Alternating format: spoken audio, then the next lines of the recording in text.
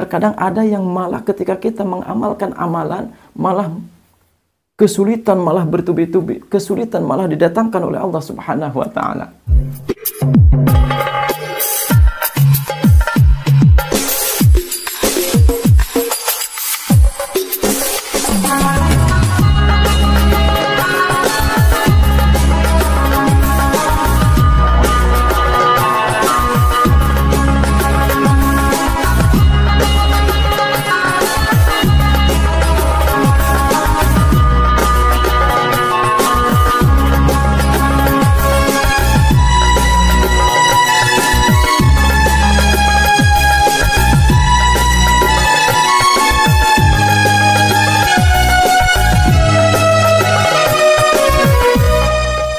Assalamualaikum warahmatullahi wabarakatuh.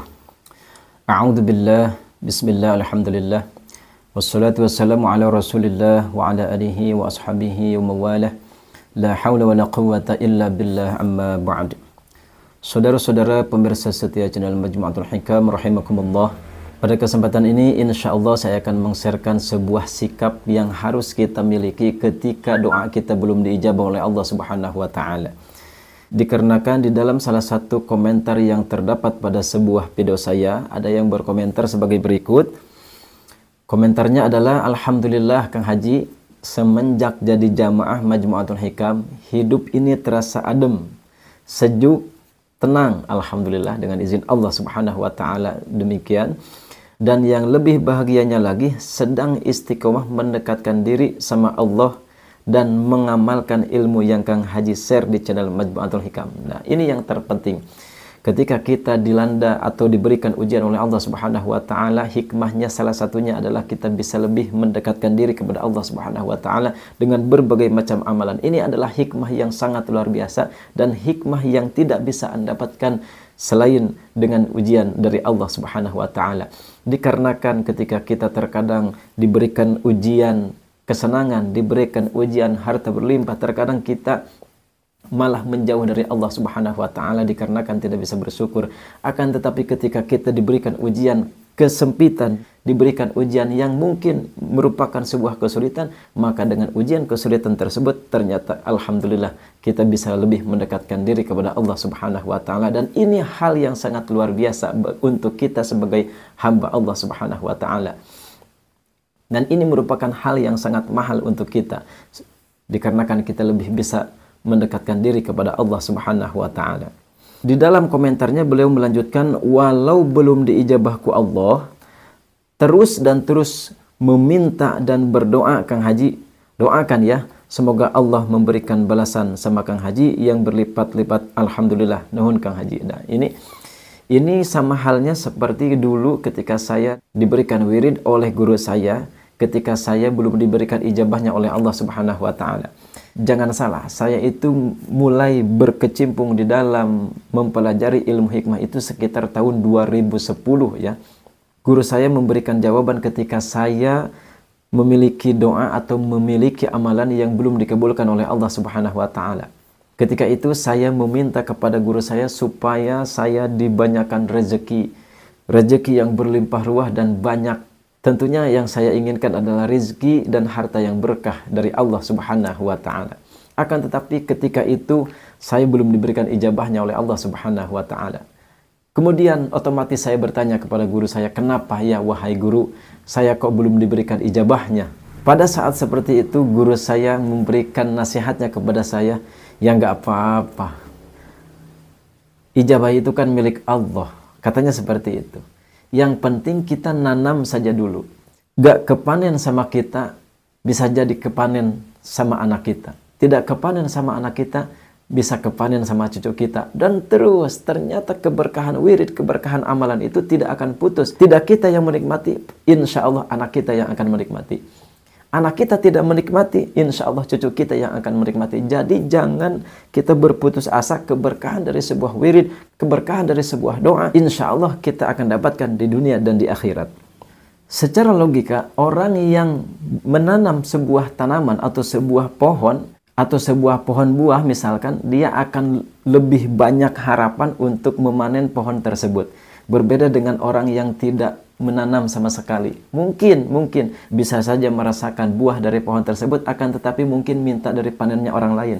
Dan ini hasilnya akan berbeda. Orang yang merasakan hasil dari panennya sendiri dengan orang yang meminta hasil dari panen orang lain. Mungkin hasilnya ya hanya sedikit, dikarenakan mungkin orang lain panen, kita minta.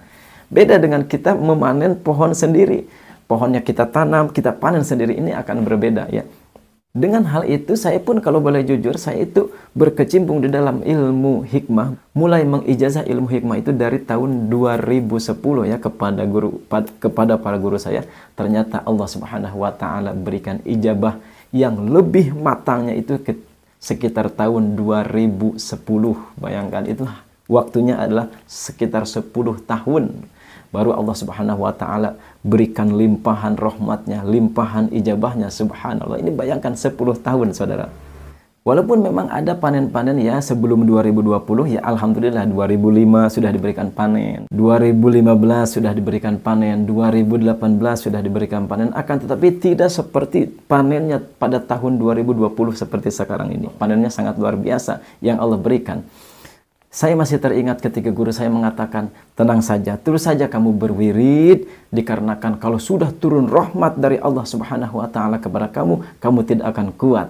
Kalau rahmat sudah diturunkan, kata guru saya, kita tidak akan kuat. Saking besarnya dan saking banyaknya rahmat Allah.